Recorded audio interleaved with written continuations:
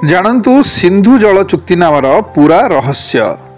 September मास 19 तारिख 1960 जितेबले कामुको नेहरू पाकिस्तान जाई रावलपिंडी रे सिंधु जल चुक्तिनामा स्वाक्षर करथिले।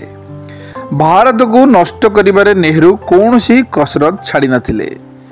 जदि आपण सिंधु जल चुक्तिनामा पढ़ती तेबे आपण जानी आश्चर्य हेबे जे नेहरू भारतर नदी गुड़िकर 80% पानी पाकिस्तान को देवाकू स्वाक्षर करथिले एवं पाकिस्तान एक बंध निर्माण करी भारतर अंशरे आसुथिबा सतलेज नदीर पानी को बंद करि नथिला।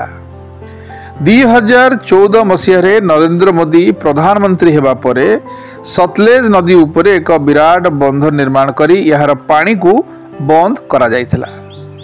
पाकिस्तान चतुरतार सहित विश्व बैंक को यही चुक्तिर ग्यारंटर करथिला, अर्थात 3 जन व्यक्ति यही चुक्ति रे स्वाक्षर करथिले।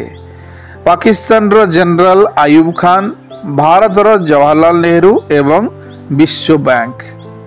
यही चुक्तिनामा रे पाकिस्तान एते खुशी थिला जे नेहरू को एक खोला जीप रे रावलपिंडी रो रास्ता बुलाई निया जायथिला। भारत उपरे नेहरू द्वारा आघात को सिलेई करी नरेंद्र मोदी भारत माता को उपरे नेहरू द्वारा दिया जायथिबा क्षत को धीरे धीरे सुस्त करुछंती। एवं हाँ यही चुक्तिनामा एक धाड़ी अच्छी आ भितरे जो लिखा जाइछि कि चुक्तिनामा को बातिल करिबा युद्ध घोषणा भाव में विवेचना करा जिवो। यार अर्थ होछि भारत युद्ध घोषणा करि सारिछि। एबे देखा जाऊ पाकिस्तान ये युद्ध घोषणार कौन जवाब देव।